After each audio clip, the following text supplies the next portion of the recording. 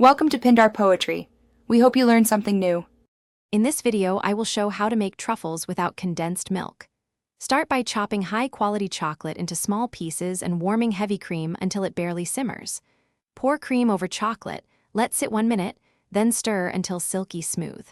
Add a small amount of butter for shine and flavor, or flavorings like liqueur or vanilla. Chill the ganache until firm, then scoop, shape, and coat your truffles for serving. The simple ganache method makes truffle filling easy and reliable every time.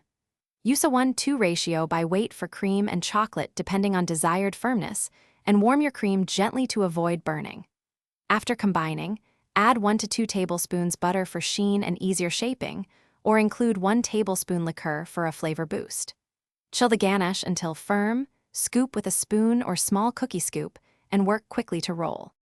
Flavoring and coatings transform simple ganache into memorable truffles.